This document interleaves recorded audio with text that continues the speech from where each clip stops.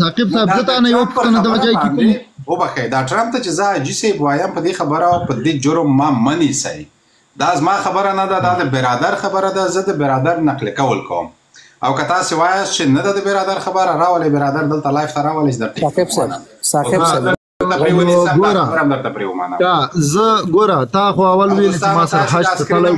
مسلمان تاسو دا سکرین ولې دا سکرین نه تیر سي د الله خاطر وکړه د سکرین نه تیر سي هغه خبره تاسو مقصد دوه مقصد دي دلته ګوره تاسو د دې غم په والله کوي چې خبرې مې دلته په دې وګو ناستې ملایکې لیکي دغه جایم تر اوسه نظر کې هم نسته او ذهن کې هم نسته تاسو دغه راولئ چې د ملایکې د من خبرې لیکي نو دغه لږ د الله ته متوجه کول ځان په ما ته خو اجازه راکړه ګوره زه دا نه یو خبر کوم د ملایکې خبره لږ صبر وکړه زمونږ یو خبرې هغه کوو تاسو ملایکې خبره دې وکړه مولانا صاحب در څخه پوښتنه کوي مولانا صاحب د روسته پوښتنه وکړي زه تا نه یو پوښتنه کوي تا ویلې ګوره تا ویلې چې ټرمپ داسې خو ته خو غوږ ونیسه تا ویلې چې ټرمپ دا خبرې وکړه هغه وکړې ټرمپ کوي تا ملګری رښتا شته در سره تللی ټرمپ سره ته ناست وې چې ملا برادر ورسره غږېده خو دا خو ښکاره دروغ اورېدلي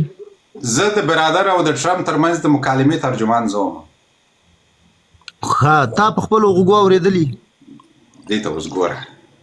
وروره زه درته وایم چې ترجمان یې زه وم د برادر خبرې ټرمپ ته ما ترجمه کولې او د ټرمپ خبرې برادر ته ما ترجمه کولې دغه ګوره همدغه یو خبره چې ټرمپ برادر په انګلیسي غږېده دغلته ګوره خو زه دا درته وایم چې دغه خبر چې دې کې ته دروغ وایې او په داسې شکل دا دروغ وایې چې اوس کې ګوره زه دا اوس ولې د سپینې ماڼۍ تر څنګ یم دغه سه مهم سیاسي ماڼۍ تر څنګ د ډیر تیارو کې در وختل هغه د تیارو کې ډیر وختل هغه ټول په سپینه ماڼۍ کې هغه کوم شک نه کوي چې سپینه ماڼۍ کې نه خدا ز تا ته وایم ګوره تا ته زدا وایم چې اول ته د سي دا رحمت اندل ولا پرې د ساخص دغه سره پرې د زه نه رحمت اندل تر خطلیم نه بل تر خطلیم ساقب په دوه خطلیم ما کا پښتنه تا یو خبره وکړه مولانا صاحب در څخه یو پښتنه لري دا نزاکتن باید هغه جواب کې زه ما د مولانا صاحب جوابوم زه تا اول دا وایم چې تا دغلته د سي دروغ وای ګوره مخامخ دغه سي دروغ وای تاسو ټول قصې هم دغه دي هغه دغه سی ویلې ټرمپ دغه سی ویلې د تا ما سلګونو ویډیوګانې کتلې دي چې دا به د کیږي یو داسې پیشګویي کوي ګوره ته یو داسې پیشګویي کوي تاسو ته نظیر کاروان چې شي درته اختیار کاری ښه ما ته دا اختیار کاری چې مولا برادر ګوره سبا مې درته ما ته دا اختیار سبا مې درته نظیر کاروان یو دی که اوس وخت هم نیسه که سبا مې درته وویل چې د ملا هیبت الله د بزرګۍ ښکر شوي ول بالکل را سره منئ که مې درته وویل چې د مداسن اخوند د بزرګۍ لکۍ شوې ده بالکل را سره منئ او لکۍ ته به بېادبي به نه کوې چې موږ ناست یو ګوره چې موږ ناست یو زه یو خبر کوم ثاقب صاحب زه ګوره د جمهوریت ګوره خبره واوره ثاقب صاحب د جمهوریت یو مشر ته زه توهین نه کوم بل شی نه کوم ځکه ما چې کله د جمهوریت ګوره ما درته ویلې نه عسکر ته نه مشر ته نه بل ته زه دلته په لایف کې توهین نه کوم ما چې عملي میدان ګوره زه ثاقب صاحب موږ ته چې وخت نه راکوي تاسو بیا کوئ دا خو بیا نه کیږي یو پوښتنه در څخه کوم نظیر کاروان زه وایم چې د ټرمپ او د برادر ترمنځ چې کومه مکالمه وه د هغې ترجمان زه وم تو وایې چې ته نه وې که زه نه وم څوک چې د دوی ترمنځ ترجمان و هغه ته راوښیه مهرباني که زه درته خبره کوم ګوره یو شی ما زه وایم زه موږ ناست یو ګوره شخصي چې زه ناست یم ثاقب صاحب دا که تا ته اوس هغه ښکاري هر رقم دایما خبره درته ښکاري خو شخصي زه ناست وم نه چاته توهین کوم نه د چا مشرانو ته توهین کوم نه بل ته توهین کوم نه بل ته ما مشر ته څوک توهین کوي زه چې ګوره زه تاسو خبر وکړم ما چې چا سره مور سره مخ کې کړه د بزرګ ګوره دا روس خبره دی بل وکړه ثاقب صاحب ګوره خو تاسو خو ګوره که مطلب هم دی چې د ما خبره وانه وري نو بیا مې کاته کوي خو ته خو نو بیخي ته دغه خبره نه اورې مولانا صاحب درته وایي چې زه درڅخه یوه پوښتنه لرم زه مولانا صاحب د پوښتنه ما نه وکړي زه ما اول درته ویلي چې تاسو ګوره په یوه خبره کې چې په کوم مقصد راختلی ما خپل مقصد ته پرېږدم اوس غوږ ونیسه چې مولانا صاحب پوښتنه درڅخه وکړي مشر سړی دی نیم ساعت کېږي ناست دی او تاسو یو ځل دا نیولی دی نه ماته وار راکوئ نه ده ته وار ورکوئ نه ځلان صاحب ته وار ورکړئ مولانا صاحب ته. مولانا صاحب خیر راغلی. خیر اوسې. لومړی خو سلامونه تاسو ټولو ته درنو ته مشرانو کشرانو خوندورونو. نو دا خو اوس ما وویل زه پوښتنه ځینې کوم. اوس که د کاروان صاحب خوښه یې چې ځینې ویې کړم او که نه یې خوښه بیا خو نه ځینې کوم. نو دا خو لازمه نه ده چې خامخا یو سړی غواړي تا پوښتنې ته جواب نه وایي او ته ورته وایې چې نه خامخا پوښتنه ځینې کوم. نو کاروان صاحب زه تا نه پوښتنه وکړم. مولوي صاحب الله پاک دې خوشحاله لره. زه که یو خبر درته وکړم چې زه دومره خالي د 10 منټو لپاره راوختم او دا نه چې کوم داسې هغه د ناوخته ده دلته م او زه بېرته یو چېرې ځم. دا وویل چې مولانا صاحب نه وکړي چې ځواب ورکوم. زه خبره درته کوم غوږ ونیسه. مولانا صاحب سره نظیر کاروان مولانا صاحب سره به بیا هغه کې زه ثاقب صاحب زه صرف 2-3 خبرو ته تا ته راختلی وم. ته ما هغه خپل مقصد نه تېره ته ما هم د داسې نورو شیانو کې مې کوې چې زه به په بېنټو طالبان یوه خبره کوي وایي میدان پرېښودل د بې غیرته سړي کار دی. دا طالبان ثاقب صاحب ګوره دغه شعار منګه دغه شعار اوس ګوره که نه د مولانا صاحب د پوښتنې جواب ورکړه. زه هغه در کوم ثاقب صاحب زه تا ته 2 خبرې کوم. یو چې زه نه چې د مولانا صاحب دغه د پوښتنې جواب زه ورکوم اول ته ما ته جواب راکړه. ما جواب ثاقب صاحب جواب د منلو وړ نه و. کاروان صاحب دا پوښتنه خو یو ډول ده. ته خیر دی کاروان صاحب تا نه به یې ونه کړم. ته وایې زه ځمه دغه ابوذر نه به یې وکړم. دا خو طالب دی. که بیا وروسته ابوذر نه وکړه زه به د ثاقب صاحب سره خبره وکړم. ما اوس تا بحث پای ته ورسېد نظیر کاروان ته ویل چې نه کوم ځکه دا خبره تا ته ولې چې وایي دلیل مې درته وویل ودې ویل چې ولې ورته زه دغه نه درته وایم. هغه ګوره ثاقب صاحب زه په 2 شیانو باندې نشم منلی. زه 2 خبرې درته کوم. نه دا د ما چې کوم مقصد دپاره ختلی یم که میا مقصد ته پرېږدئ نو ډېره به ښایي. مقصد د څه شی دی؟ زه داسې وایم ثاقب صاحب زه د تا ویډیوګانې مې هم کتلي دي او دغه نور چې دلته یو څو کسان دي هغه ما کتلي. تاسو هر وخت دغه نظام تخریب تاسو ته ګټه څه شی ده؟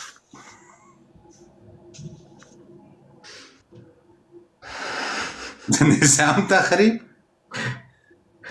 چې د نظام تخریب کوئ تاسو ته ګټه څه شی ده؟ د کوم نظام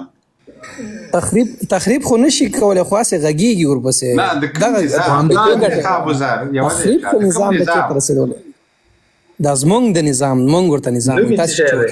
ستاسې والا نظام یعنې څه ته وایي؟ د نظام په تعریف پوهېږي؟ د افغانستان اسلامي امارت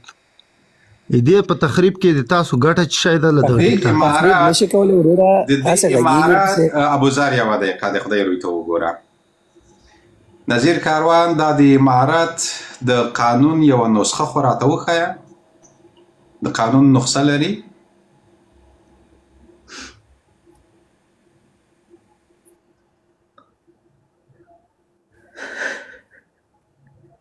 نظیر کاروان نیټ ضعیفه شو. هنګ شوې که څه وشوه؟ ښه ابوذر تا مو ویل چې اسلامي امارت زموږ نظام اوس خدای دې وکړي چې ته هنګ نشې. د قانون نسخه یې شته د امارت؟ زمونږ قانون ټولې دنیا ته واضح دی. زمونږ دریځ واضح دی. زمونږ نظام یعنې ستاسو د قانون نسخه کومه ده؟ د قانون نسخه هم کومه ده؟ بالکل ټولې دنیا ته لیدلی و قانون. زه به تا ته کومه نسخه زر تشریح کړم. کومه نسخه درته زر تشریح کړم؟ د قانون تاسې وایئ چې نظام خو باید یو قانون ولري. د قانون په بڼه یو کتاب ولري یو نسخه ولري. تاسې کتاب لرئ د قانون؟ زمونږ نظام اسلامي دی. ټول قانون به انشاءالله اسلامي وي. مثلا قانون په نوم څه شی لرئ تاسې؟ کوم کتاب لرئ د قانون په نوم؟ دغه زمونږ قانون دی که نه؟ زمونږ دا قانون دی حدود جاری کوو. دا زمونږ په نظام کې دي. دا د اسلامي هغه کې دي. کتاب یې شته د قانون؟ بالکل زمونږ قانون اسلام دی. اسلام موږ ته قانون نه دی جوړ کړی. ګوره ابوذر موږ په افغانستان کې د جمهوریت پر مهال اساسي قانون درلوده. د اساسي قانون یو کتاب 12 فصلونه 132 مادې. تاسې څه شی لرئ که نه چې دا قانون هم پکې وضع شوی وي؟ ودرې زه به درته خبره وکړم. ستاسې قانون 162 مادې ټول په لاس جوړې شوي مادې وي، تاسې خپله جوړې کړې. زمونږ مادې که ګورې مونږ درته وایو چې زمونږ نظام اسلامي دی، د شریعت په چوکاټ کې زمونږ قانون دی. ستا هدف دا دی چې ستاسې د قانون نقصه قرآن دی. بالکل قرآن. آفرین. قرآن یو دقیقه وطندوس یو دقیقه ما پرېږدئ پلیز یې لکوم. قرآن خو دین دی، قرآن خو قانون نه دی. ما تا ته ګوره قرآن منګه ته چې قرآن چې ویلي موږ په هغې عمل کوو. په قرآن کې مخابرات شته، په قرآن کې ترافیک شته، ګوره زه به درته وایم وزارت شته، په قرآن کې د عدلیې وزارت شته، په قرآن کې د حج او اوقاف وزارت شته. دا شیان قرآن خو دین دی، هغه قانون نه دی. نبی علیه السلام وایي ګوره نبی علیه السلام وایي ما تاسو ته په میراث کې یو قرآن پرېښی یو مې احادیث پرېښي دي. هغه خبرې چې منځ ته راځي چې داسې اسلامي هغه کې په قرآن کې وګورئ انشاءالله قرآن کریم ټولو هغه نه پوره دی، ځکه دا د الله تعالی کتاب دی. ښه په الله تعالی په دې کتاب دی. غوږ ونیسه، زه به درته وایم غوږ نیسه، ډیالوګ کوو. ما خبرو ته پرېږده که نه. یوه دقیقه د خدای تعالی په دې کتاب کې خو مالیات نشته چې تاسې مالیات اخلئ. ولې اخلئ؟ دا خو د خدای تعالی څخه دغه کتاب څخه سرغړونه ده. ولې اخلئ؟ موږ دې کتاب سره بیخي کړې نه ده. موږ دې کتاب نه دې کتاب ودرېږه دې کتاب څخه سرغړونه ده. دا زه به تا ته اوس ووایم چې صحیح د مالیات اخلي. دا مالیات دي، دا اوس په کور کې ته ناستې تا نه به څومره مالیات اخلي؟ خو دا خو یو کفري هېواد کې اوسېږم، دلته خو قرآن قانون نه دی، دلته خو شریعت قانون زما غوږ ونیسه، زما نظام اسلامي دی. دا خبرې چې دلته زه ناست یم نو هلته دې تمه اخلي. دلته خو یې اخلي، دا خو کفار دي، دلته خو سیکولر قانون دی. هلته یې ته ولې اخلي؟ ستا خو اسلامي قانون دی، ولې مالیات اخلي؟ دا هم پینګ شو. زه د اسلامي شریعت په رڼا کې مالیات اخلم. ګوره دا مالیات ګوره اوس به داسې وکړو، اوس به داسې وکړو. ابوذر خان ابوذر خان یوه دقیقه غوږ ونیسه. مولانا صاحب ته به وخت ورکړو چې دا د مالیاتو په حساب کتاب باندې اوس دی راته وغږېږي چې دلته سرونه سره خلاص کړو. دا د رحمت هم ناست دی، دا نور ملګري هم ناست دي، پوښتنې لري، ځوابونه لري. مولانا صاحب ډېر وبښئ، مهرباني. هیله کوم صاحب صاحب ګوره د ابوذر صاحب او هغه بل ملګری دواړه هم دوی فکر کوم هغه دیني درس هم نه دی ویلی، ځکه دا خبره یې ډېره داسې غلطه وکړه. ویل چې موږ د اسلام په رڼا کې اخلو. اوس مثلا که یو سړی شراب وڅښي او ووایي چې ما د اسلام په رڼا کې شراب وڅښل، نو هلکه دا نه څښل کېږي، خو حرام دی. حرام شی به ته د اسلام په رڼا کې څنګه څښې؟ یا مثلا یو شی چې تا حرام کړي مثلا بیا هغه د اسلام په رڼا کې هم حرام او د اسلام په غیر رڼا کې هم حرام. هر شی سړی د اسلام په رڼا کې دغه نه کوي، یعنې نه وایي. دا خبره ډېره غلطه ده. تر دې پورې ماته یوه ټوکه رایاده شوه، د طالبانو هغه تیر تحریک چې و د زابل کې یو سړی و ډېر دغه کرکان او دغه یې ساتل څه بلا لږ سګواني دغه هم ورسره و، خو لنډه ده. دا یو بل سړی دی په دغه کې ډېر مشهور اوسي، داسې لیون حاله و، لیون مزاجه و. خلکو سپي جنګول، نو هغه وخت کې هم دغه کلمه دغسې عامه سوې وه، لکه دا اوس چې دوی وایي چې دغه اسلام دی، د اسلام په رڼا کې دی، اسلامي په رڼا کې. نو خلکو ته راغلی دی دا لیونی، ورته ویل چې والکه اول خو دا سپي مه جنګوئ، که بیا سپي جنګوئ بیا یې د شریعت په چوکاټ کې وجنګوئ. هغه ورته ویل چې شریعت چوکاټ څنګه وي؟ وایي شریعت چوکاټ داسې چې په دې املا کې ورته وتړئ چې د تېښتې نه وي. نو یو د طالبانو د تیر تحریک سره او په دغو سره بیا هم دغه د اسلام کلمه دغسې غلطه استعمالیږي. یعنې سړی داسې حیران ورته پاتې شي، والکه ته د اسلام په معنا باندې هم چېرته پوهېږي؟ اسلام هم تا ته دغسې معلوم دی، یعنې دا منځ که تا هر کار کول هغه اسلامي دی. یوه خبره درته کوم ګوره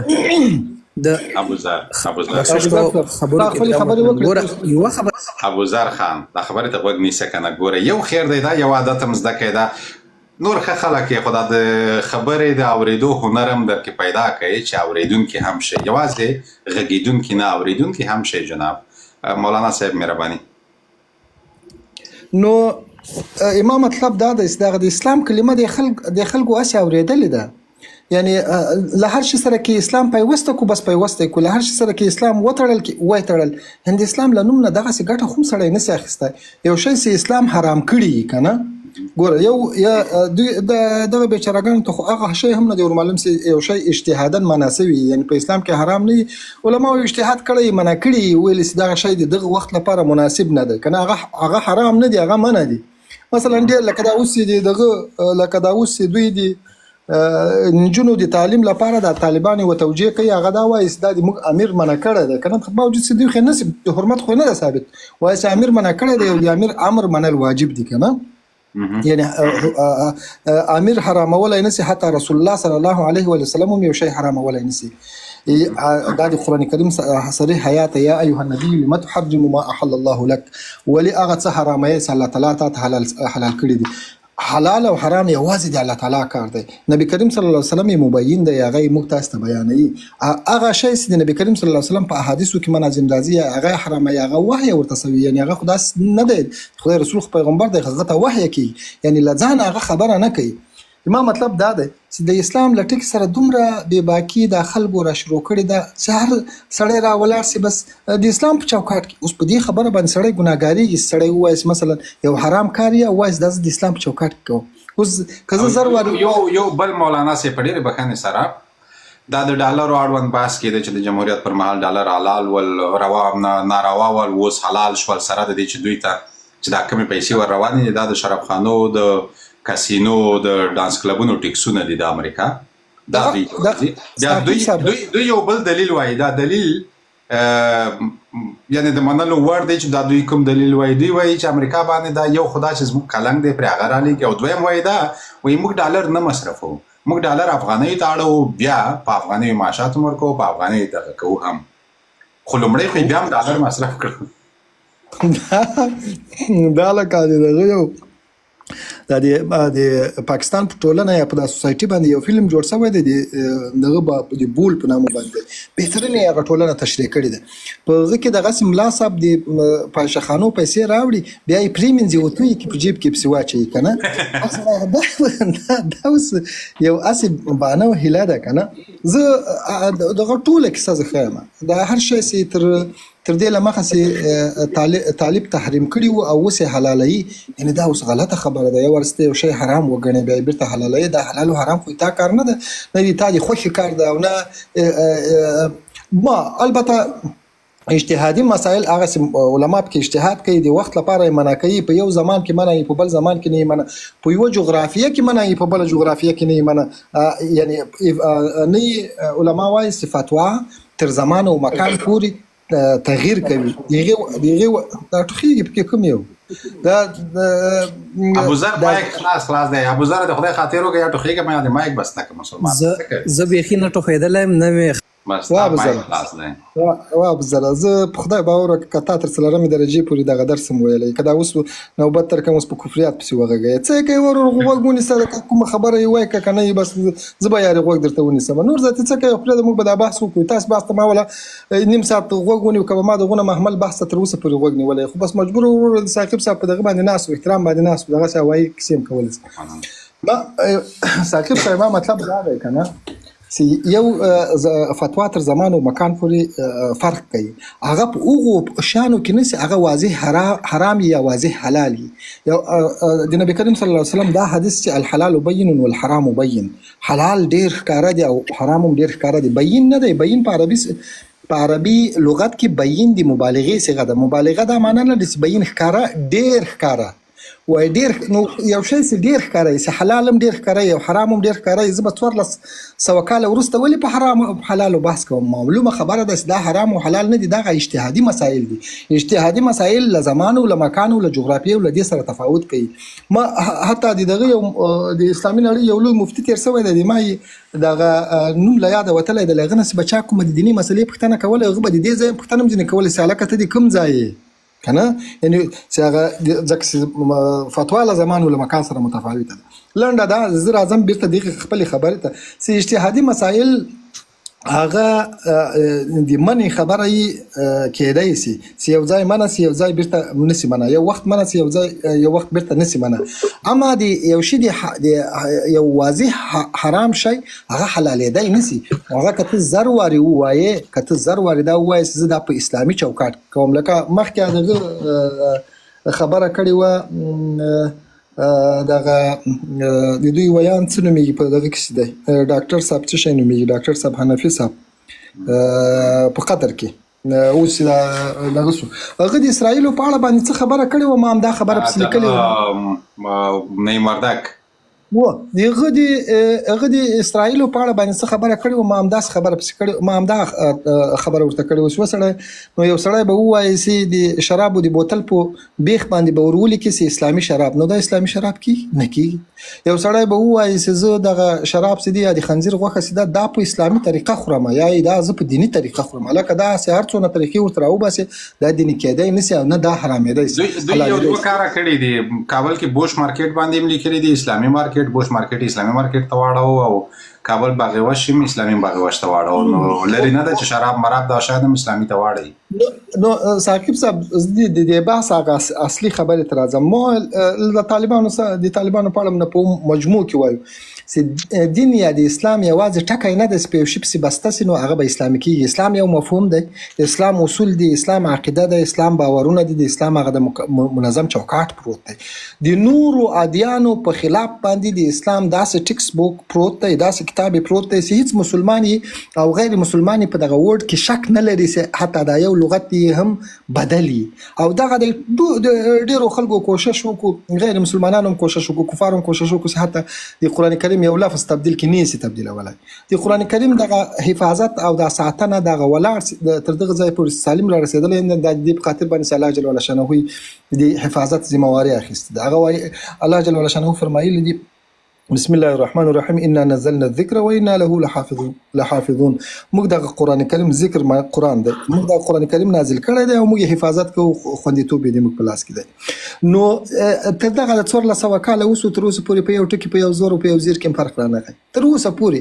دغه هغه کسان چې په قران کریم باندې اعتراض کوي خصوصا د ایتستان او ملحدین دي هغه اعتراض کوي هغه په معنا اعتراض کوي دلته دا وایي او الته دا وایي دا نه دی ویل چې یو د قران کریم په یو ورژن کې یا په یو خواني قران کریم کې دا ټکی داسې او دلته داسې هیڅ تبدیلی دغه نه لري نو خبره مې دا کوله چې اسلام د نورو ادیانو په خلاف باندې یو کامل مکمل دین یو سیټ پروت دی یو مذهب دی یو عقیده ده یو باور دی د اخلاق یعنی د ځوان یو مکمل اصول دي دلته پراته دي د ځوان اصول دي نو ته یوازې په اسلامي نامو باندې یو شی اسلامي کولای نه سې ترڅو پورې د اسلام هغه اساسات پکې جاری نه کړي دا که اوس طالب زر واري ځان ته اسلامي وایي ته ورته ووایې چې وسړی دا پرون چې تا کوم اسلام معرفي کاوه د هغوی اسلام په بنیاد باندې خو نن ته هغسې مسلمان نه یې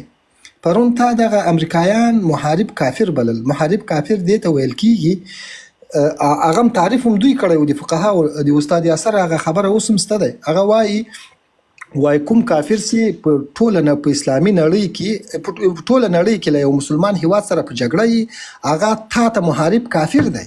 یعنی دغه امریکا د نن له افغانستان وتلی ده او الته د اسرائیل سره الته په جګړه کې دغه محارب کافر دی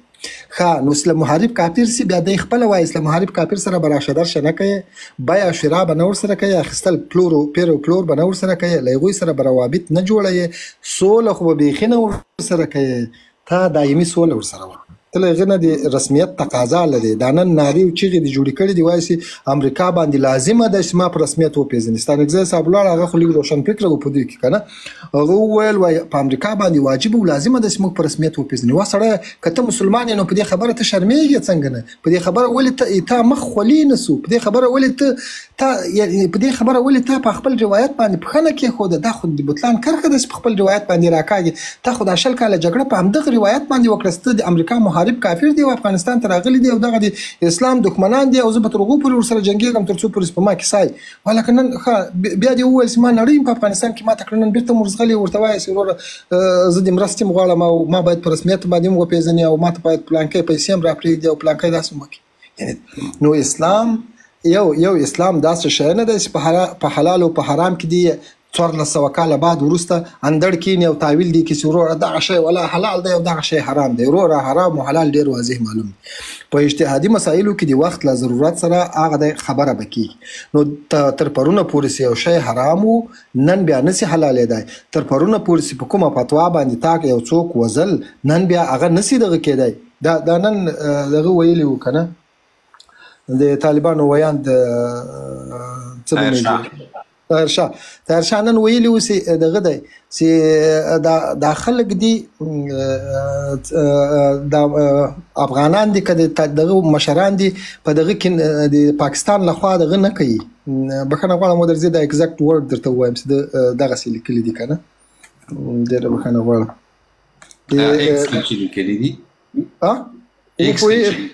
په ایکس کې لیکلي دغه زاویه د زاویه نه دا بل دغه میډیا خپره کړي دي ویلي دي که نه ویلي دي نه زاویه نه دي ویلي دا دغه حماسه ویلي دي ویلي دي چې ډېره د شرم خبره ده چې هیواد کې د ستونزو د رامنځته کولو لپاره د پاکستان ځولۍ کې ځان اچوي دا یې سیاسیونو ته ویلي نو ما ویل ما ولیکل ما شرم کډه کړي که شرم کډه نه وای کړي ویان صاحب داسې نه سوای غږېدای ولکه خو دا 20 کاله خو تا دې دغه پاکستان له ځولۍ سر راایستلی و دا 20 کاله خو هغه دې تا ځای و دا 20 کاله خو ته هلته پنډ وې دا 20 کاله خو دغه په غېږ کې تور پروت وې دا 20 کاله خو له هغه ځایه تا مولانا صاحب په ډېرې در صاحب که په همدغه خبره ما او تا لږ بحث سره وکړو دغه ډېره مهمه خبره ده کامران صاحب چې دی راغی مولانا صاحب د طالبانو له راتګ راوروسته د ذبیح الله مجاهد یا همدغه طاهر شاه مور وفات شوه فاتحه یې په حیات آباد کې وه او د مور مړی همغلته خاورو ته وسپاره ثاقب صاحب زه همدې خبرې ته راتلم دا اوس هم طالبان ځینې طالبان د پاکستان په وړاندې باندې دریځ کلک دریځ نسي نیودای ځینې نیودای هغه ځینې نسي نیودای د هغو څادر اوس هم د هغو تر پښو لاندې دی دا متقي صاحب چې مړ هم کې د طالب د پاکستان په خلاف باندې کړپ هم نسي کولی دغه تجارتونه هلته دي دغه سرایونه هلته دي دغه بلا او بتر هلته دي دغه ژوند هلته جوړ کړل او دغه ټټپوړي راده کومندانان او دغه ملایان او دغه مدرسې چې دغه خو اوس هم یو مدرسه هلته دی وای دلته د یو کور هلته دی یو دلته د غزنی ډیرای دغه پیژنم د طالبانو کومندانان پیژنم سکورونه هلته دي دا اوس هم دوی ته د سرمایه گذاري جای بلوچستان او دغه ښکاریږي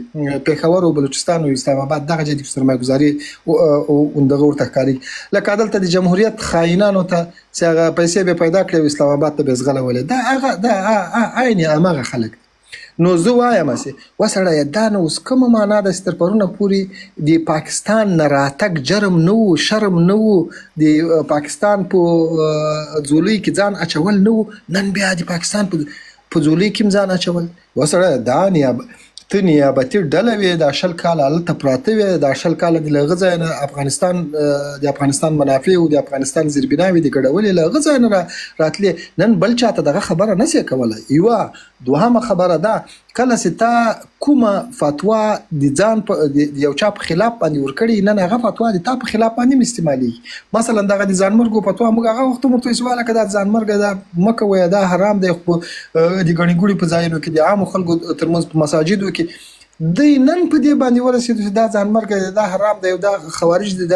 او تر پرونه پورې ویل چې دغه ځانمرګ دا افضل جهاد دی که څوک نر یې وروره پیدا دي چې په تاسو کې د یو پیدا شي یو ځانمرګ دی ولکه نن دا ځانمرګ کېږي دا د لوی ایمان نښه ده دا د تقوا نښه ده دا د قوي ایمان نښه ده که د قوي ایمان نښه خو یعنی دا خبره خو د واضح سره په ټکر کې ده که د قوي ایمان نښه نو دغه سړی قوي ایمان لري د دې ایمان خو بیا تر تام پسې قوي سو هغه د مولانا فضل الرحمن باندې پاکستان کې برید وسو آصف زرداری لیکلی وای په مولانا صاحب باندې څنګه برید وسو هغه خو لمونځ هم کوي که نه یعنې موږ خو لمونځ نه کوو نو زه وایم چې اوس په تاسې باندې یو څوک ځانمرګی برید کوي تاسو خو مخکې د ځانمرګو بریدونو فابریکې درلودې ویل به دا اټمي بټۍ ده او پلانکی ده او اسمان په تا باندې یو څوک برید کوي نو د دغو ایمان خو به تر تام پسې قوي دا نو څنګه چل سو خو دا معلومه خبره ده څنګه چې دغه جګړې نیابتي وي څنګه چې دا خلک نیابتي او جګړې نیابتي وي همدغسې دغه اجنډا هم نیابتي وه دغسې د فتواوې هم نیابتي وي دغسې د تمویل دغه مراجع هم ورته نیابتي پیدا کړي وي نو ما خبرې همدلته زه خلاصوم نور ملګرو ته وار ورکوي کامران صاحب کتله ما سره غږېږې نو له ما به هغه مخکې سوال ته جواب ورکوې بیا به غږېږې مننه مولانا صاحب کور ودا زه جواب ورکوم ما انټرنیټ الته کار پرې خاطر دوباره زه راوختم چې بیا داسې فکرونه کوي چې لاړ یا به سوال ته جواب نشي ورکوي چا سوال کړو که دوباره وکړي نو زغه وخت کې ما انټرنیټ کار پرې مولانا صاحب دوباره د سوال تکرار کړم بیا. ما دغه کاروان صاحب تا کوم دینی درس دی ویلی دی چې زه ځکه د سوال په دغه باندې باید پوه شي که دینی درس نه یې ویلی نو ډاکټر صاحب دا ډېره ښه خبره ده چې دغه پوښتنه دې وکړه. زه غټه دعوا نه کوم. بعضې خلک دلته دې ډېره غټه دعوې کوي. ما دیني درس 2 سپارې مې حفظ کړی ده او واړه کتابونه مې ابتدایي 1 2 3 ویلي دي. نور مې تعلیم کړی ده 11 پورې مکتب ویلی ده. خو څه چې ما لیدلي زه هغه وایم. ګوره زه ما کتابونه در خلاصه کړه چې ما کتابونه نه دي ویلي، ډېر تاریخ کې پوه نه یم. زه هغه څه وایم دلته چې ما لیدلي او په کوم شیانو چې زه چاپ وکړم دغه جواب ویلی سم. کاروان صاحب دا بیا دغه سوال نو بیا د تا تر سوي لږ غټ دی ځکه چې تا دیني درس دې نه یې ویلی، ته په دا سوال باندې به دې زه ډېر په سخته پوه کوم نو اړتیا یې نشته وطنه بس. سمه ده ما سوال اورېدلی یم نه د اندړ صاحب، خو ته خو به همغه اندړ صاحب چې حکومت کې وې که نه؟ اوس همغه اندړ صاحب یم چې یار طالب وم بیا په حکومت کې وم. بیا په حکومت کې اولو کې طالب و بیا طالب ورته معلوم شو چې ښه نه دی روان بیا حکومت کې. که اندړ صاحب زه خو ثاقب صاحب ته د 3 خبرو 2 خبرې مهمې وې چې هغه ورته وکړم. هغه په یوه خبره وروسته باس نه وروسته راغله. زه اول 2 خبرو لپاره راختلی په هغه مقصد ته ما څوک پرېږدي نه دلته چې موږ ته مایک راکړي بیا چې کومه خبره په تاسو ښه ونه لګېږي مایک را باندې یو ساعت ته غږېدلی او بیا وایي چې موږ څوک پرېږدیم نه. خو زه اول خبر نه وم د زده کړو په اړه باندې چې وویلې چې دومره زده کړې مې کړې ده، خو له خیره پی ایچ ډي کړې ده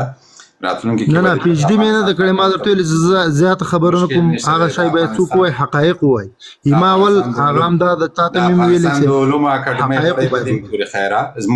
زموږ نظام را روان دی، بیا به د افغانستان د علومو اکاډمۍ غړی هم شي. نو ته د تاسو دا نظام هم د تاسو ده، خو چې تاسو ناشکري کوئ هغه بېله خبره ده. نه موږ پنجابیان نه یو. تا اوس لږ غوږ ونیسئ د نورو دوستانو او په همدې خبره ما سره بحث وکړه. دغه خبره هم دې ګوره تاسو د اندړ صاحب هم په دې خپلو خبرو کې پر دې خبره به بیا در سره بحث وکړو. ته لږ کښېنه د خدای خاطر وکړه. دا نور خلک چې راغلي دي دا هم انسانان دي، دا هم غواړي چې خبرې وکړي. دا دې ته نه دي راغلي چې یوازې تا واوري او ستا بابولالې واوري. که حوصله لرې قرار کښېنه دلته را سره چې دا نور ملګري مو وغږېږي، بیا چې نوبت در ورسېد بیا به ته وغږېږي. او که حوصله نه لرې لاړ شه ویده شه. خو فرق دا ده چې موږ اوس ته وایو هغه به بابولالي چې تاسو یې وایئ هغه ملغلري. خبرې که دلته د کېناستو حوصله لرې کښېنه، که نه شي کېناستی لاړ شه. دا نور ملګرو ته نوبت ورکړو. نور ملګري راغلي دي نه م د اورېدلي. حمید پویا سلام بخیر راغلی. السلام علیکم و رحمت الله و برکاته. وقت شما بخیر، وقت آقای زلان بخیر، مولوی صاحب اندر وقت شما بخیر، دیگه دوستایی که نمیشناسم حتما شناخت میشیم وقتی همه بخیر انشالله. تشکر. ثاقب صاحب من همی حرفای دوستا را شنیدم. متاسفانه اول خوب باید بگم که همی دوستی که از آنچه که امروز رژیمی به نام طالب در افغانستان انجام میده اینا دفاع، من فکر میکنم که واقع بینانه میگم اینا دفاع بسیار کورکورانه هم دارن. مثلا اول خوب حتی رهبرای طالبا وزرای طالبا هم نمیدانه که اینمی چیزی را که امروز رهبر طالبا به نام هبت الله بیان میکنه اونا هم نمیفهمه که از کجا مثلا میکنه. فرمان است، نه مطابق قرآن است، نه مطابق سنت است، نه مطابق اجماع است، نه مطابق سنت نبوی است، نه مطابق شورای علما است، خلاصه نه مجتهدین است، هیچی هم وجود نداره. حتی خودش هم در این وضعیتی که قرار داره تنها چیزی که من باور دارم به او تنها لجاجت تفکری زشت افراطی است. من زمانی که یک زمانی من درس میخوندم مدرسه، ما یک بخشی از افراد را داشتیم در درون مدرسه های دینی که اونا فقط وقتی یک سخن را میگفت، یک حرف را میگفت، به حرفش استاد بود، حتی اگر او خلاف اسلام و خلاف شرع و خلاف سنت و مجتهدین و خلاف دیدگاه علما و خلاصه حتی مجموعه مردم و موی سفید هم اگر او را بیان میکرد میگفت نه همون حرف ما حرف است، به این معنی است. من فکر میکنم یک بیشتر میمانه به یک لجاجت افراطی که او خلاف تمام موازین اخلاقی است. چند چیز را است امروز متاسفانه که طالب و تفکر طالبانی افغانستان را از هم پاشانده. یکی هویت های ملی افغانستان را متاسفانه از هم پاشانده. تفکر همزیستی مردم افغانستان را از هم دور ساخته. ذهنیت های همدلی مردم افغانستان را از هم پاشانده. زخمی که امروز طالب در پیکر رسانه، در پیکر حقوق زن، در پیکر جامعه مدنی، در پیکر شهروندای مردم افغانستان کاشته، سالها شاید بگذره و نتوانیم متاسفانه او را ترمیم بکنیم. ما امیدوار هستم روزی برسه که هر فردی که از تفکری که امروز طالب در اونجا در حال کاشتن است اگر دفاع میکنه و حقیقت بیانی او را بفهمه که چی چیز را امروز بیان میکنه. در 22 سال جمهوریت با تمام کاستیایی که داشت ولی هرگز این لجاجتی چیزی را که امروز بیان میکنه ما ذره از امون نداریم، نه در بخش رسانه، نه در بخش حقوق زن، نه در بخش حقوق اقوام افغانستان، نه در حقوق علما، نه احترام به علما، احترام به جامعه مدنی، احترام به حقوق انسانیت. آنچه که ما به عنوان کسایی که شاهدی او بودیم و تجربه کردیم و اینا کاش باسواد می بودن، خوب می بودن، با صنف 8 و 9 و 10 و 11 خو نمیشه مثلا بحث دینی و بحث اسلامی یا دلایل اسلامی، من آموزش، من تعلیم، تحصیل و مسائل دیگر را داشته باشم. تشکر، بخیر باشید. تشکر پریاس محترم، تشکر بسیار. شرافت صاحب سلامونه بخیر راغلی. ستاسو نوبت هم دی او زه ډوډۍ خورم. نو شرافت صاحب که ژر راوزګار نه شومه تاسو نو بیا دا لایف هم در سره کنټرول کړئ یا تاسو یا زلان صاحب مهرباني شرافت صاحب. مننه کور ودان ما همدا غوښتل. زه به لومړی خپلې خبرې وکړم بیا به خیر دغه چارې زه مخته بوځم. سمه. لومړی خو په سر کې ټولو ته سلامونه او درنښت غواړم. یو دوه خبرې دغه کاروان رور ته وکړم که زما غږ اوري. کاروان رور خپله په دې باندې اعتراف وکړو چې زه نالوستی یم او دومره زده کړې نه لرم، خو بیا له دې سره یوه خبره غبرګوي چې زه حقایق ویم. ته کاروان صاحب په دې پوهېږي حقایق څه ته اړتیا لري؟ حقایق چې څوک وایي هغه زده کړې ته اړتیا لري، هغه څېړنې ته اړتیا لري. ته هغه څه چې په سترګو ویني هغه هغسې نه دي کوم چې ته ویني. د هغې موضوعاتو څېړلو دپاره ماهرین په همغه برخه کې کار کوي، بیا هغه څېړي. د بیلګې په توګه په یو ځای کې اور لګېدلی دی، ته یې ګورې په سترګو، ته یې وینې، دا حقایق دي چې دلته اور لګېدلی دی، خو ته دا نشې ویلی چې د دې اور د لګېدو لاملونه څه وو او دا د څه د وجې ولګېده. د اور وژنې ماهرین په دې برخه کې زده کړې کړي او هغه راځي د هغې پوره څېړنه کوي. نو دې ته ته حقایق نشې ویلی او حقایق چې ته کله وی د هغې دپاره به تا کره څېړنه کړي او کره معلومات به وړاندې کوې، نو بیا به ستا د خبرې هغه اغېز په خلکو باندې او خلکو ته به لږ د منلو وړي. راځم په دې بله موضوع باندې یو لنډې څو خبرې کوم. د طالبانو دا څرګندونې چې ویلې دي د ترکیې کې چې څومره پخواني سیاسون یا جګړه مارې ډلې دي هغې د طالبان پاکستان سره اړیکې لري. لومړی خو همدغه جګړه مار چې دی اوس خپل یو ګوند جوړ کړی دی په ترکیه کې، دیو لومړني خلکو چې پاکستان کې جوړ کړی شو د پېشاور 7 په نوم باندې، موږ چې ورته اووه تنظیمه ویو. دا چې کله جوړ شو په 1988 کې دې ته همدا پاکستاني اسټبلیشمنټ آیسای د پېشاور 7 نوم ورکو او دا د پاکستاني اسټبلیشمنټ لخوا په پوره معنا ملاتړ کېده، حمایت کېده او د هغې دپاره تګلارې جوړولې چې څنګه افغانستان وران کړي او خپلې نیابتي ډلې هلته په واک کې ورسوي. بیا همدغه طالبان چې دا اوس دا خبره کوي د دې خلکو سره اړیکه ده. طالبان خپله په 1994 کې د آیسای په مټ باندې جوړ شو. دغه مله عمر خپله آیسای را پیدا کړ، رایوستو او د طالبانو نوم یې ورکړو دې نیټورک ته. د دې ټوله بایلاس چې موږ ورته تګلاره ویو په پښتو ژبه کې.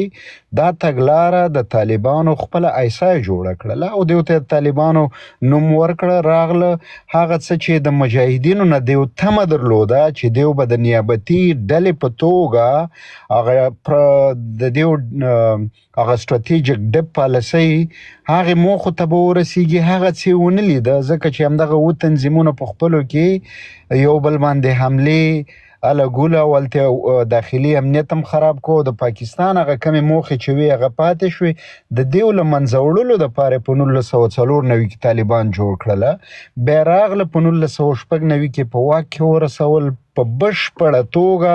د پاکستاني اسټبلیشمنټ د اغیز لاندې و طالبان تر هغې پورې چې کله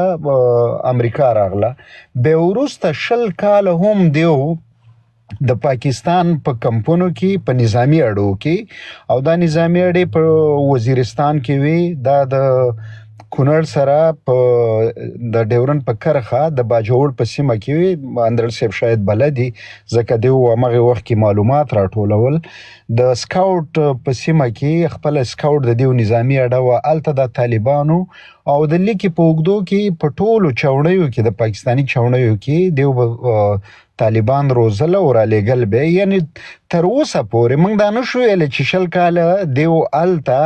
لاسپوڅي کړې ده او بیا چې کله په 2021 زیږدیز کال کې په واک کې راغله نو هغه له منځه لاړ نه. کله چې دیو په واک کې دوهم ځل دپاره راغله د پاکستان اغیز په دیو باندې نورم ډیر شو او ډیر په اسانۍ سره هغه خپلو موخو ته دیو ورسېده چې په هغه کې د هغې یو ستراتیژیکه نقطه د واخان موضوع وه. هغې ته او نور ذخایر هغه که موږ د افغانستان د ډبرو سکاره یادو یا نور قیمتي ډبرې یادو، په کامې ولسوالۍ کې تیږې یادو، دا ټول هر څه د کونړ د غرونو چارتراش دې ټولو موخو ته پاکستان رسېدلی دی او هغه هم د دې طالبانو په مټ باندې. نو موږ دا نشو ویلی چې پخوا طالبان د پاکستان د اغیز لاندې وو، اوس چې په افغانستان کې په واک کې دي دیو نه دي. طالبان به هیڅ کله هم د پاکستاني اسټبلیشمنټ د اغیز څخه ځان راونه باسي او کله چې دیو د هغې خلاف خبره وکړه نو بیا پوه شه چې طالب په همغه ورځ باندې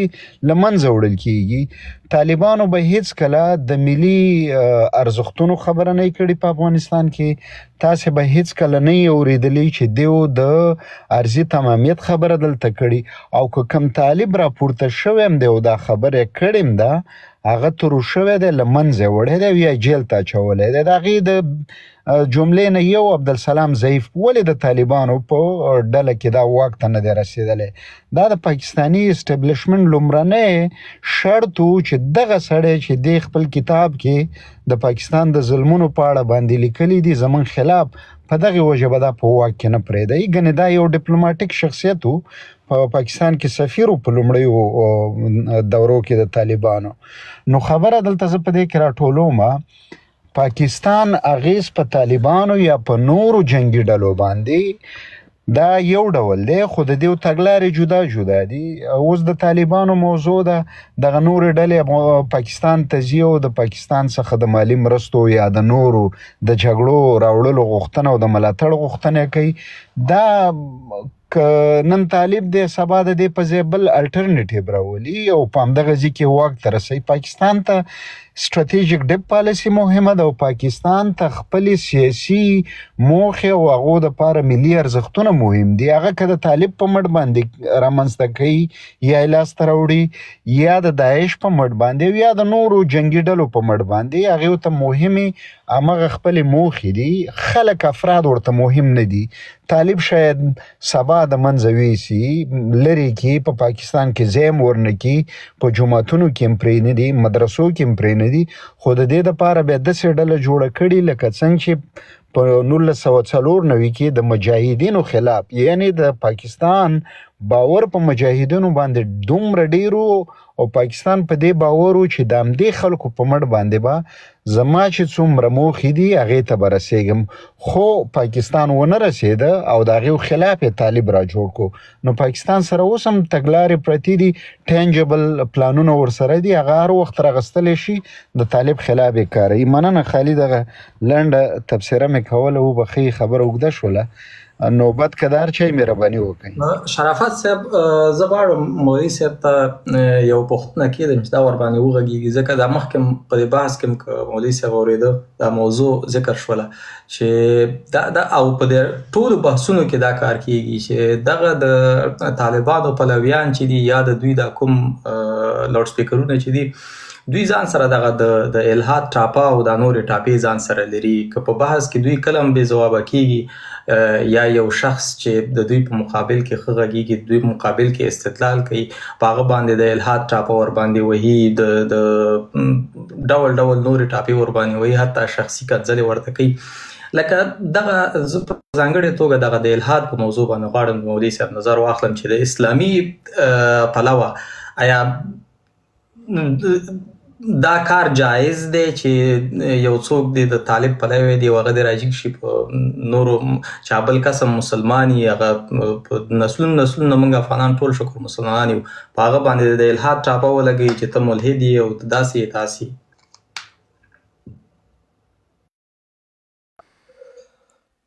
بیا هم سلامونه ټولو دوستانو ته پخوانو او نوي سره یو ځای سوي دي نو که دا خبره لیږ له مخکې نه شروع کړو که نه چې دا ستونزه اصلا له کومه ځای نه را شروع ده که نه په افغانستان کې ستونزه موږ تاسو ټول همغه دغه اکثرا یا په دغه د افغانستان په دغه روان وضعیت کې یو ډول نه یو ډول داخلو زه موږ خپله کورنۍ مجاهدین په تېر جهاد کې تره مې د حزب جبهې امیر و یعنی په دغه کې داخل وو داسې نه چې یو څوک داسې فکر وکړي چې دا سړی ولا ډېر خودمندانه یوه موضوع دغه کوي یعنی دا سړی له لومړۍ ورځې له مجاهدینو سره خلاف پاته شوی دی نو اوس دا یا له طالب سره له لومړۍ ورځې مخالف دی نو په همدې خاطر باندې نه زه عمومي د ستونزې ته عمومي راځو له کومه ورځې چې افغانان په اسلام او په غیر اسلام باندې وویشل شول له کومه ورځې چې افغانانو وینه د اسلام په نامه باندې مباح سوه یعنی مباح الدم سوه ووژل سو له کومه ورځې چې افغان انسان د جاسوس ټاپه پرې ولګېده ووژل سو د خلکي ټاپه پرې ولګېده ووژل سو 200 ټاپې پرې ولګېدې ووژل سو له هماغه ورځې دغه د دیني فتوا یا دغه د الحاد ټاپې یا د هر ټاپې دی هم هغه سیاسي رنګ واخیستل دا کوم په دیني منطلق باندې یا له دیني ادرسه دا شی نسو دا شی رانغی یعنی داسې نه و چې علما سره راکېناستو ویل چې خلکو دغه د خلق دیموکراتیک افغانستان ګوند چې دی دا مطلق کافران دي دا په دو دلایلو باندې یا دغه د جمهوریت وال چې دغه مطلق کافران دي په دو دلایلو باندې یا دغه پلانکای جاسوس چې دی دا کافر دی په دې دلایلو باندې موږ ته دغه د کفر او د الحاد ټاپې د مسلمان د وینې مباح کېدل دا من حیث سیاسي مسله راغله نه من حیث دینی مسله که من حیث دینی مسله یې ګوره موږ په افغانستان کې مذهب چې دی حنفي مذهب دی او حنفي مذهب تر ټولو مذاهبو په احتیاط بنا دی خصوصا د کفر په مسله کې خو ته بیخي په احتیاط بنا یې هېڅ چاته ته داسې نه شې ویلی چې پلانکی کافر سو د نبي کریم صلی الله علیه وسلم یو ډېر صریح او واضح حدیث دی هغه وایي که نه که یو سړی بل چاته د کفر کافر خطاب وکړي یعنې داسې کلمه ورته وکاروي دغه کلمه بیرته راګرځي که په هغه سړي کې مصداق پیدا نسی بیرته دته راګرځي یعنی په یو باندې خامخا لګېږي که نه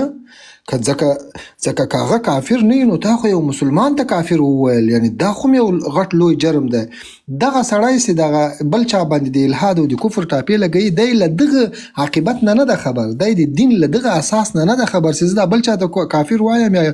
ملحد ورته وایم آیا دا دغه د اسانه خبره ده آیا ما ته کوم عاقبت نه راګرځي آیا په ما باندې ما ته کومه ګناه شته ده که نه شته ده نو د هغه وخت نه چې کله دلته دغه جګړه سیاسي د دین په نامه باندې را شروع سو او د جهاد نوم پې باندې کېښودل سو د اسلام نوم پې باندې کېښودل سو د ازادۍ نوم پې باندې کېښودل سو او بله ډېر نومونه پې باندې کېښودل سو او نیابتي جګړه د موږ نه وه باوجود چې موږ پکې ووژل سو د موږ زیربنا پکې خرابه سوه موږ پکې له منځه ولاړو او موږ ته حتی دغه تمغیم خلکو راپورې کړې چې تاسې د فاتحین یاستئ او تاسې روسان دلته مات کړو تاسې انګریزان دلته مات کړو تاسې امپراتوري ماتې کړې دا تمغیب هم موږ ته راتړل کېدې خو په حقیقت کې دغسې نه وه. دا جګړه پردۍ جګړه وه، نیابتي جګړه وه، موږ په اوږو باندې واخیسته. نو د دغه جګړې له ابتدا سره دغه کیسې هم رالې، دا د الحاد ټاپې هم رالې، دا د کفر ټاپې هم رالې، دا د ګوډاګیتوب ټاپې، دا د جاسوسي ټاپې او دغه د غلامي او د پردیو د مزدوري ټاپې دا هم ورسره رالې. نو دغه فتوا په حقیقت کې دغه نه لري، یعنی په دیني اصل باندې برسېره نه دی راغلی. تاسې په سیمه کې اوس هم وګورئ، یو هغه ملا صاحبان دي که نه، دا یو موږ چې به کله له خپلو استادانو سره په دا منطقه کې غږېدو، په سیمه کې په افغانستان کې یو ډول هغه مولوي صاحبان دي چې دا وطن یې نه دی پرېښی، په وطن کې پاتې سوي دي. یو هغه داسې له دې وطن نه وتلي دي، دغه له کرښې نه اخواته وروتلي، له کرښې نه اخواته چې وتلي دي هغه له نورو افکارو سره القا سوي دي، خصوصا هغو خلکو چې په دغه کې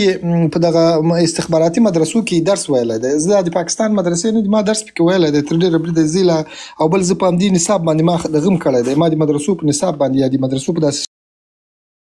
سیستم باندې دغه هم کړی، مطالعه هم کړې ده، تیسیس مې پرې لیکلی، یعنی او مشاهدې مې هم شته دی، خپله یې ګورم که نه. دغه مدرسې ته دغو مدرسو نه چې رافارغ سي، چې له دغو مدرسو نه چې رافارغ سوي دي یا له کرښې له هغه له نورو افکارو سره القا سوي دي، د دغو افکار او د هغو مولوي صاحبانو چې هغه په دا سیمه کې پاتې سوي دي، سپین ږیري مولوي صاحبان ډېر تفاوت کوي. موږ چې رالو کله له هغو سپین ږیرو استادانو سره خپله زه 45 کلو یم، په خپله سیمه کې له سپین ږیرو مولوي صاحبانو سره کتل، موږ ته به یې ویل چې تاسې ته ودرې داسې ښه لفظ به یې راته او ماشیني، تاسې وایي ماشیني ملایان یاستئ که نه، یعنی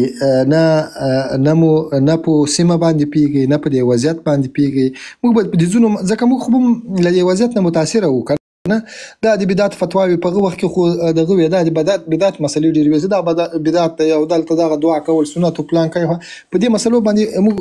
مطالعه هم نه وې، نو سر هم ډېر نه پرې خلاصېدو، موږ ته داسې ښکارېده چې دا هم د دین اساسات دي، فلهذا ته خو لا ډېره اساسي مسله ده چې دا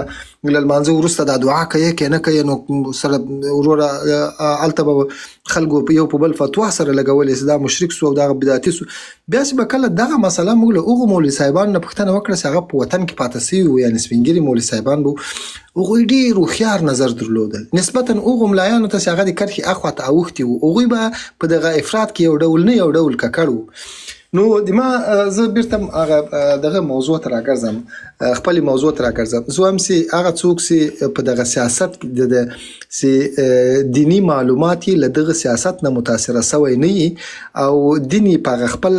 حد کې ساتلی یوې او بلې خوا ته متاثره سوی نه وي، هغه ډېر اعتدالګرا دی. هغه هېڅکله تا ته ملحد نه وایي، حتی هغه په دې ډارېږي چې څنګه یو چا ته ملحد ورته وایي چې هغه ملحد نه وي، بل په تا خو دا لازمه نه ده چې ته یو ملحد ته خامخا ملحد ورته وایي. ورور کې الحاد کړی دی، که د الله تعالی له دین نه مخ اړولی دی، خو د الله تعالی له دین نه مخ اړولی دی. ګور دا د الله جل وعلا شانه وایي من شاء فلیؤمن،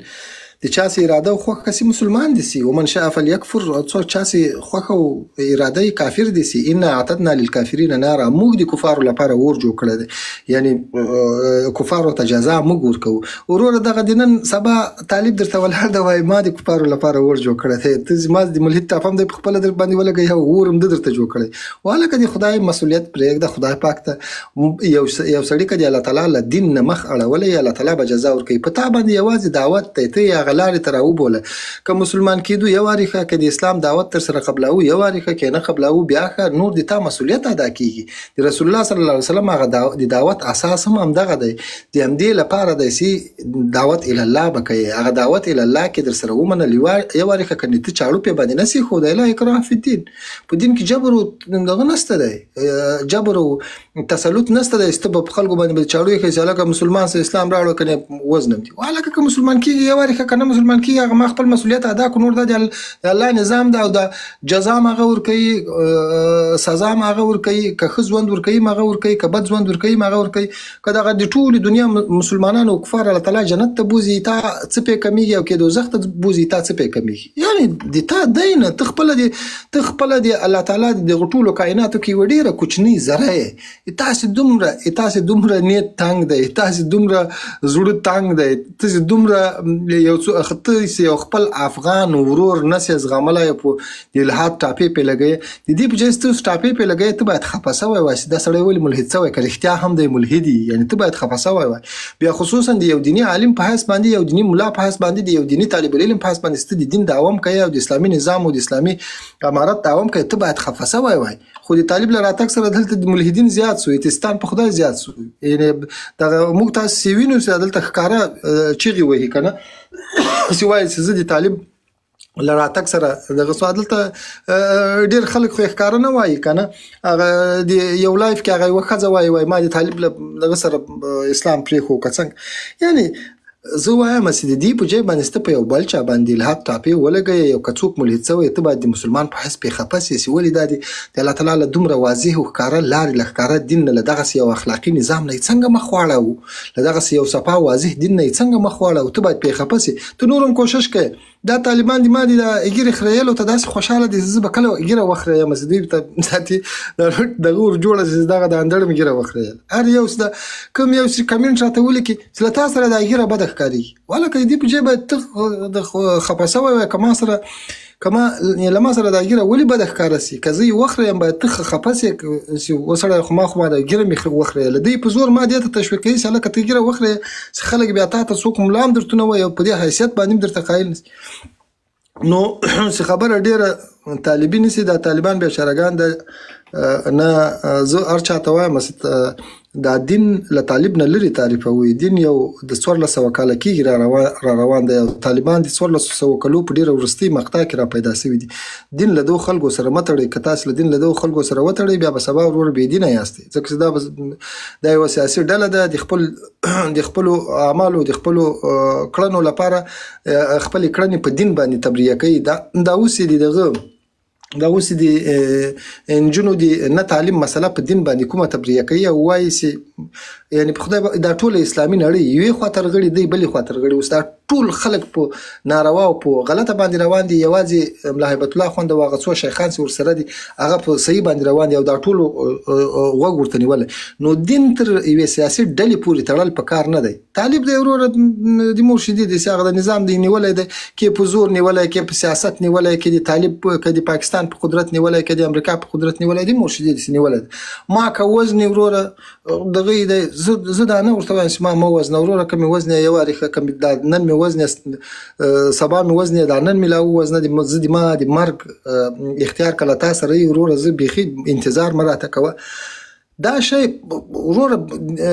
څنګه چې په زور چلوي استبداد کوي ودې کوي خو دین مه ورسره تړئ چې ولا دلته یو اسلامي نظام دی یو اسلامي امارت دی الحمدلله تاسو خو مسلمانان یاست هلکه اسلام پرېږده دا سیاسي ډله ده خپله راغلې ده خپله کیسه به کوي اسلام که په دې پسې وتړې بله ورځ به په بل پسې وتړې بله ورځ یې په بل پسې وتړې موږ مجاهدینو پسې مې اسلام تړلی و چې دغه د اسلام بانیان دي که نه دغه د رالو اسلامي نظام روسانو ته شکست ورکړو بیا همغه مجاهدینو ته شی وکړو وسړی زه وایم کله چې دین د نیابتي ډلو د جګړو لپاره د سیاسي وسیلې په حیث باندې کار سي باس دا بیا د دین د بدنامي سبب کیږي دا د دې په ځای باندې چې دین ته هغه دې په ځای باندې چې دین ته څه ووایو چې دین ته یوه نیکنامي ور په برخه چې بدنامه کیږي دا اوس په یو سړی راولاړېږي وروره خپل شخصي عمل به په دین باندې تبریه کوي او هغه به دین نه او خلکو ته به وایي چې وروره دا دین د علما وایي او پلانکی وایي عالم به هم ته یې او پلانکی به هم ته یې سړی بله خبره دا اخري خبره کوم ملګرو باندې ما خبرې ونه غمیږي ځکه په یوه ساه باندې یو سړی غږېدل هم خوند نه کوي بله دا یو دا دیني مسلې نور له دغو ملا صاحبانو نه چې په دا چوکۍ ناستې له دوی ما اورئ پوه شوې دین د چوکۍ د ملا کار نه دی ملا صاحب ته به ورته وایي چې انډیواله که دې کله دیني مسله کوله بیا به هلته د دیني مسلې په ځای کې کښېنې دیني مسله داسې نه کېږي چې ته به وروره د ارګ په چوکۍ باندې هم راته سپورې او چغې به مو ویې چې ما کار هم اسلامي دی او پلانکی هم دی نه دیني مسایل خپل منبر لري خپل ځای لري له خپل ځایه به کوي په کله چې د چوکۍ باندې سپور شي چوکۍ بیا د سید القوم خادمهم سردار دی او قوم یا سید دی او قوم یا رئیس او زعیم دی قوم دی قوم خادمي دلته به بیا ته خدمات وړاندې کوي دلته به بیا ته فتوا او مسلې ماته نه راکوي د فتوا او د مسلو ځای د ما معلوم دی نو یو به دین او د دیني فتواوې له دغو خلکو نه اخلي. دلته ملا امام محمد اخوند په دغه ولاړو وایي داسې خلک دي ماته دلته دلایل ووایي چې د نجونو دغه تعلیم ولې جایز دی. اوس دته به په جواز یو شي دلایل وایي ته وسړی ته د دې اهلیت نه لرې چې له تا سره نور دیني بحث وسي او تا په تا باندې خو همدا شایبه ده چې ته دغه چوکۍ لپاره خپل دین کاروې. زه د دې یو بل مثال درته وایم، بخښنه غواړم که مې دا خبرې اوږدېږي. عبدالملک بن مروان دا دغه دی که نه، دا خلیفه دی. عبدالملک بن مروان دا د امویانو خلیفه دی او دا مخکې تر خلافت نه دې ته حمامة المسجد ویل. حمامه کوترې ته وایي، د مسجد کوتره. یعنی دی له جومات سره دومره نښتی و، همیشه به په جومات کې ناست و، دی قرآن کریم و حدیث و تفسیر دا خبره وه، حمامة المسجد. کله چې دی خلیفه سو، یعنی دغه وټاکل سو کنه، په اصطلاح امیر المؤمنین ورته وایي، خلیفة المسلمین ورته وایي. کله خلیفه وټاکل سو، بیا قرآن کریم داسې بند کو، ویل چې هذا فراق بیني و بینک، بس دا د ما او تا ترمنځ نوره ذاتي دغه راغی کنه، جداوالی راغی. له هغه نه وروسته سره له دې چې عبدالملک بن مروان محدث و، ښه محدث و، له هغه نه وروسته یې علماو روایات نه اخیستو، وایي ځکه چې دی چوکۍ ته ور وختل کنه. د دین په یو خاصه تقوا باندې راځي، دین په یو خاص تقوا باندې راغلی دی. یعنی داسې نه دی چې د چوکۍ سپور یې ورور د سیاسي مسایل به په دین تبریه کوي او زه به لا درته ناست یم له تا نه به فتواوې مخلم. نو د ما وروستۍ خبره دا وه چې دیني فتواوې به نور له هغو ملایانو نه اخلي چې هغه په چوکۍ سپاره دي. بس داسې یو غریب ملا به ګوري دا ما غوندې پوه شوې، یا تر ما هم لږ غریب چې چېرته دغه کې پروت وي که نه، جومات کې ورته پروت وي او خپل کتابونه زیړ او شنه ورته پراته وي، له دغسې خلکو فتوا او پوښتنه کوي. مننه. مننه اندر صاحب. همدغه موضوع کنه د تاسو هم یادونه وکړله چې د دې په ځای چې نیکنامي وشي او بدنامي ورنه کېږي، دغه ښځې خبرې ما اورېدلې وې چې هغې ویل چې د طالبانو دغه دومره سختیو د وجې نه ما نعوذ بالله اسلام مې پرېښوده. دوی ورته داسې پرتوګونه ورته ګنډي چې هغه ورته هېڅ خیاط هم ورته نشي ګنډلی. هغه اوس ګوره دوی وایي اسلامي نظام دی. ښه، په اسلامي نظام کې خو د بیان ازادي شته دی که نه، په افغانستان کې د بیان ازادي نشته دی. په اسلامي نظام کې دا اوس زمونږ په افغانستان کې خلک داسې دي لکه په یو بند زندان کې چې صحیح ده، دوی به آزاد به وي مګر روحاً په زندان کې دي. هېڅوک نشي کولی چې په ډاډه زړه باندې یوه خبره وکړي، هېڅوک نشي کولی چې په ډاډه زړه باندې یو کار زړه غواړي هغه وکړي. هغه د تعلیم او د نجونو د پوهنتونونو موضوع هغه خو یو داسې موضوع ده چې لکه که موږ یې بیا یادو، موږ ته بیخي یو ډول پې ځان بد ښکارېږي او دوی ته پې بیا هم ځان بد نه ښکارېږي، همغه شان روان دي. له دې سره یوه بله وړه خبره ما دا را یاده شوه. ګوره د دیني دعوت یا د دیني نظام یا د یوې دیني ټولنې اساس دا دی چې ته به پکې آزاد یې، پوه شوې. د دین حتی د دې جګړه په دین کې هغه وخت روا شوې ده. جګړه په دین کې اصل نه دی، جګړه په دین کې اصل نه دی، اصل په دین کې سوله دی، اصل په دین کې جګړه نه دی. جګړې ته ځکه حسن لغیره وایي، یعنی د یو بل شي له وجې حسن پکې دی، نیکي له د یو بل شي له وجې د حسن لذاته نه دی، یعنی په خپل ذات کې حسن نه لري. هغه جګړه د ځانګړو اسبابو له وجې روا شوې. کله چې په تا باندې ظلم وي، کله چې ته آزاد نه یې، خپلې د څه شي آزاد نه یې، دیني ازادي ونه لري، یعنی دین په آزاده باندې تجربه دغه نه کې، په آزاده باندې ته دین عملي نه کې، یعنی دین ته دغه نه کې، په آزاده باندې ته خپل دین ته خلاص نه یې. لکه څنګه چې رسول الله صلی الله علیه وسلم په مکه کې خپل دین ته خپل دغه ته آزاد نه و. د همدغه او د قرآن کریم آیات کریمه هم دی وقاتلوهم حتی لا تکون فتنه، داسې دی چې تاسې جګړه وکړئ تر څو پورې چې فتنه نه وي. فتنه دا معنی چې په دین ځورونه نه وي، یعنې تا بیا په دین ونه څوک ځوروي. زه اوس په افغانستان کې قسم په خدای، زه دا یو بل مثال هم درکم. دا د فارس امپراتوري د پارس امپراتوري سره چې کله د صحابه دغه جګړه ورته راورسېده نو صحابه او استازي ورته درې نفر استازي ورته راولېږل هغوی پوښتنه ځینې وکړه چې واله که دا دومره لوی غوبل هم شروع کړی دا جګړه روانه ده د دې اصلي هدف څه دی تاسو څه غواړئ هغه ورته وویل وایي نحن نخرج العباد من عبادة العباد الى عبادة رب العباد موږ خلق د خلکو له بندګي راباسو د خدای بندګي ته دا اوس ورسه په افغانستان کې د خلک د خدای له بندګي راباسي د ملا عبد الله خان بندګي ته هغه څه به مني چې وروره طالب یې وایي له ځان سره شور نسي کولای دا د نجونو د تعلیم د دې ته په لمن کې ورپاتې دا د لیکانو تعلیم د دې ته په لمن کې ورپاتې ما خپل ځان ته آزاد پرېږده زه آزاد انتقاد نسم کولای په دې ته هغه پخواني نظامونو خلافتونه وګوره هلته په قرآن کریم باندې صریح اعتراضونه کېدل په قرآن کریم باندې به یو چا اعتراض وکړو خلک به ورته راسه کېنه په میدان باندې دلایل ووایه جوابونه ووایه اوس یې ورور ملا عبد الله خان ته خالي خبره وکړي هغه درته وایي تا په میډیا باندې په ملا عبد الله خان اعتراض وکړو هلکه له دغه پیغمبر جوړ کړی دی له دا معصوم انسان دی دا ملایکه ده تېروتنه نه کوي څه چل دی څه شی هم جوړ کړی دی دا اوس وضعیت په افغانستان کې هغه په دینی لحاظ باندې دغه نه دی صحیح نه دی یعنی په دینی لحاظ باندې زه هغه دینی ازادي نه لرم ګوره ما مخکې وویل چې یو خو دینی هغه مسایل داسې واضح راغلي دي او یو اجتهادي مسایل دي په هغې کې ته خپل نظر نسې ویلی که دا نن زه په میډیا کې کېنم او د طالبانو دغه نظام نقد کړم د خپل اجتهادي مسایلو نظر یې نقد کړم حتی هغه د ملایانو نقد کړو د دې طالبانو ملایانو نقد کړو ورته وویل چې هلکه دغه د نجونو تعلیم چې دې بند کړی دا د غلط کار کړی دی هغه یې بندیان کړو بوی تلو یارې تر دغه نظامي کمیسیونونه یارې پرې ولیدو یو هفته یې پکې کېنول بیا یې وروسته په خوله مهر ورولګاوه په دا خبره کې د امیر فیصله د نور به ته خبره نه کوي زړونه اصلاح هر یو پوښتنه وکړي زړه یې داسې ډک دی زه کېني یو بل مثال درته وایم سړي په خندا ورته راستي ما یو ملګری دی هغه وایي له غزني را روان وم یو طالب را سره سپور و دغه یوه پښه یې په دا بله پښه باندې یخې وه دا نه یې چې یو سړی په چوکۍ هم کېني یوه پښه په بله پښه اړوي که نه و دی په موټر کې دا یوه پښه رااخیستې وه په دا بله پښه یې اړولې وه دغه پښه چې د دماغ خواته وه چې دا اړولې وه خو له بوټو یې راښکلې وه د دې جورابې یو داسې بوی تو د کناراب هم دغسې بوی نه تو وای ما تر کابل پورې هغه بوی برداشت کو وای ما ولې دا طالب دغه نسی سم نسی دا رویه سم نسی وای ما چې خلکو نورم نفرت چنيوس ته اوس وګوره د خلکو په دغه اندازه انزجار دی له طالب سره یعنی په دغه اندازه له طالب سره ورانه ده وسره نو دا ته حاکم کېدای سي حاکم خو هغه چې د خلکو همکاري د سره نه شي کوي یو ورځ نه یو ورځ خو به د خلک چوي زړونه یې داسې ډک دي ته به وایې زه که د طالبانو نظام ختم شو دا خلک به یو کال دغسې چټي غږېږي که نه مولانا صاحب دا د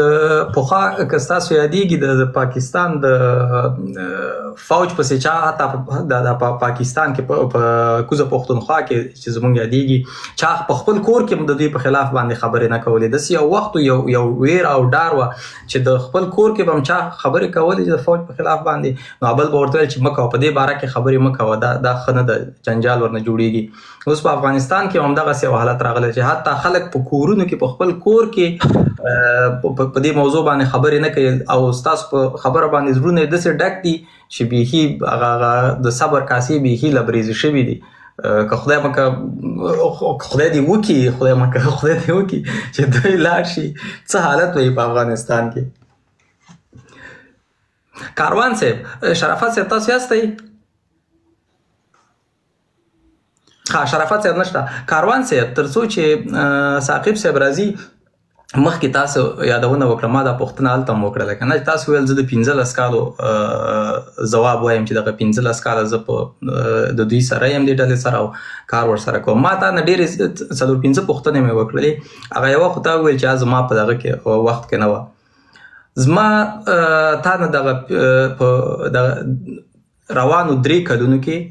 یو پوښتنه درنه دا کوم چې تاسو وویل چې د اوس په افغانستان کې یو اسلامي نظام حاکم دی اسلامي نظام خو هغه د مولانا صاحب درته مکمل تشریح کوي چې په اسلامي نظام کې څه شی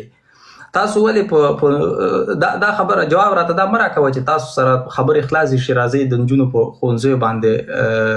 خبرې کوئ موږ په دې باندې ځکه بار بار په دې خبرې کوو چې دا اوس یو غټ مشکل دی هلته زموږ نیمه ټولنه د تحصیل نه او د تعلیم نه پاتې ده په دې خاطر موږ دا پوښتنه کوو په کم قانون باندې په کم اسلامي امر باندې تاسو په نجونو باندې ښوونځي بند کړي دي او تعلیمونه مو ورباندې بند کړي دي، پوهنتونونه هم بند کړي دي. د دې جواب راته که راکړې اخوا دېخوا مه ماته یو قانع کننده دلیل ماته هم راکړه او لاندې د کوم دوستان چې ناست دي چې هغوی یو قانع کننده دلیل واخلي تاسو نه. ځلان صاحب الله پاک دې وکړي چې ما ته څومره هم چې د نورو مېلمنو ته وخت ورکړه که دغونه وخت نه وي چې په نیمایي ما ته راکړئ چې زه خپله خبره وکړم انشاءالله چې اخوا دېخوا د موضوع نه لاړ نه شي. وخت ستا دی مهرباني. ګوره خبره هم دا ده که نه چې زه هغه څه وایم چې هغه تاسو په تاوان وي هغه بیا اخوا او دېخوا وي. مشکل دا ما پوښتنه تاسو نه چې ما کومه پوښتنه کړې دغه پوښتنې جواب اوس تانه ګوره تانه مخکې شرافت صاحب پوښتنه وکړه هغه جواب کوم. نه اوس شرافت صاحب نشته فعلا مصروف دی هغه چې راغی بیا کولی شي چې د شرافت صاحب پوښتنې ته جواب ورکړي. بیا خو موږ شرافت صاحب ته به تر 2 غنټو به لایف دې لپاره وکړو. اوس خو تاسو اوس ضرور نه دی چې هغه شرافت صاحب په سکرین ما نه پوښتنه کړې زه به جواب ورکړم په لاندې. نه اوس دغه ما ته ګوره شرافت صاحب نشته چې راغی مهرباني بیا په هغې مو غږېږي. اوس چې ما دغه کومه پوښتنه وکړه د دې ځواب راته راکړه. ګوره ځلان صاحب موږ مسلمانان یو هغه څه به وایو چې وجدانن موږ په زړه کې څه وي داسې به نه کوو چې د میډیا تر مخه یو څه وایو او زړه کې بیا بل څه وي. صحیح ده. د ښځو د تعلیم په اړه تا پوښتنه وکړه چې د ښځو تعلیم ولې بند ده څنګه نه ده. ګوره دغه کې چې اول بند سوی د زی خلاف باید نه وای بند سوی. دا ایما نظر عقیده مې ده په دې زه ایمان لرم. علماو دلته ښه علما دي هغو دا خبره کړې ده چې تعلیم باید خلاص شي. ان د موږ تر وزیرانو پورې دا خبره سوې چې باید تعلیم خلاص شي. امارت نه دی ویلي چې بند ده خو دا زه تاوان وینم چې دا 3 کالو کې څومره موږ شاته ځو. که زه خپله نه پوهېږم ګوره که زه خپله نه پوهېږم په دغه شي نو ما له ډاکټر صاحبانو اورېدلي دي هغو سره یې ما ملګرتیا ده هغو ما ته دا قناعت راکړی چې دا موږ ته دومره تاوان کوي او زه ما ورسره منلی ځکه زه منم چې څوک حق وایي. ما مخکې ګوره شرافت صاحب پوښتنه کې دغه ځای ته زه خبره اوس راغله ما شرافت صاحب وایي چې تا تعلیم سوی یا پی ایچ ډي هغه دا ماته یو پیغور راکنه. ګوره هغه ځلان صاحب ما ویلې چې ما 11 کاله مکتب ویلی ده او کتابونه مې دغونه ویلي چې 40 غنټې زندگی مونږ پې کوو څه چې راندې ساعت دی غنټې نه دی ساعت نو هغه مونږ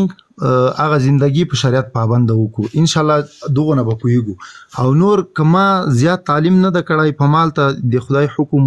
جهاد رم د فرض ما ورته مکتب هم پرېښود او پوهنتون مې ورته پرېښی ده نو ټول کارونه حتی هغه وخت کې ګوره